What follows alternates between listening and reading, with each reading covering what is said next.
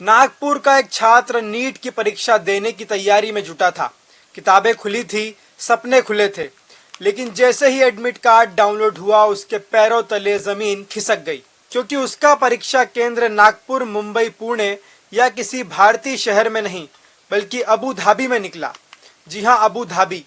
न पासपोर्ट, न वीजा, न परिवार के पास विदेश भेजने के पैसे, और परीक्षा में सिर्फ एक दिन बाकी। सवाल यह है कि आखिर एक भारतीय छात्र का सेंटर विदेश कैसे पहुंच गया?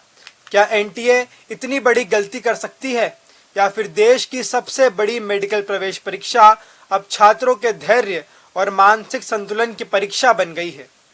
नमस्कार, मैं हूं अक्षत मिश्रा और आप देख रहे हैं समाचार लुकआउट। देश भर में नीट की एग्जाम को लेकर ही तनाव का माहौल बना हुआ है। लाखों छात्र अपनी तैयारी में लगे हुए हैं, लेकिन इसी बीच नागपुर के एक छात्र के साथ जो हुआ उसने पूरे सिस्टम पर सवाल खड़े कर दिए हैं। जानकारी के मुताबिक छात्र ने परीक्षा से एक दिन पहले अपना एडमिट कार्ड डाउनलोड किया।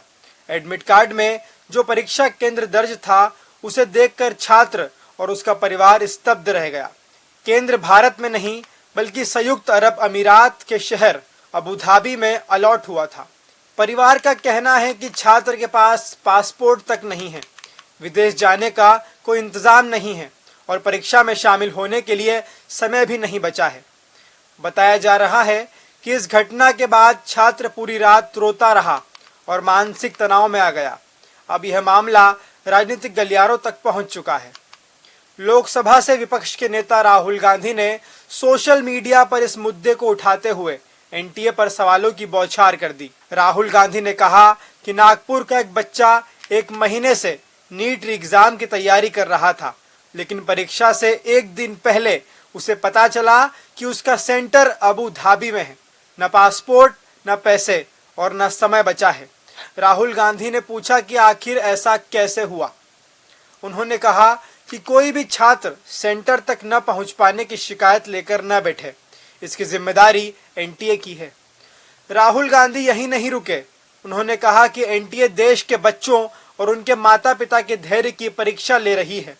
उनका कहना था कि जो सिस्टम एक बच्चे को उसके शहर में परीक्षा केंद्र नहीं दे सकता, उसे विदेश का सेंटर अलॉट कर देता है, उसे परीक्षा आयोजित करने का अधिकार नहीं होना चाहिए। राहुल गांधी ने शिक्षा व्यवस्था पर भी सवाल उठाते हुए कहा कि यह केवल परीक्षा नहीं बल्कि एक पूरी पीढ़ी के समय, पैसे और मानसिक शांति की कीमत वसूलने जैसा है। वहीं प्रियंका चतुर्वेदी ने भी इस मामले पर तीखी प्रतिक्रिया दी। उन्होंने कहा कि दोबारा परीक्षा का दबाव पहले से ही छात्रों पर था।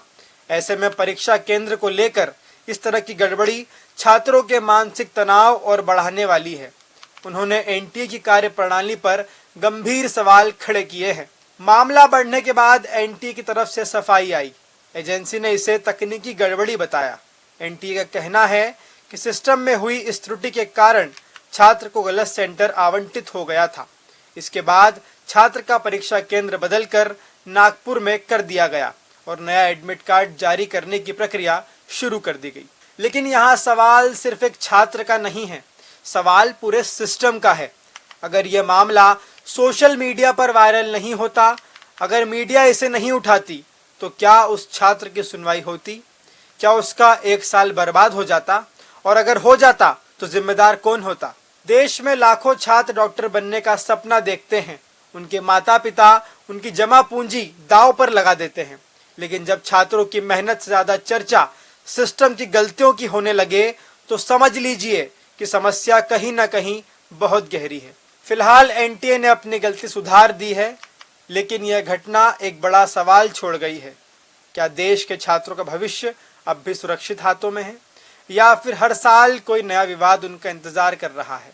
लगातार जानकारी के लिए देखते रहें समाचार लुकआउट। इस समाचार के प्रायोजक हैं DHL इंफ्रा बुल, भरोसे का दूसरा नाम।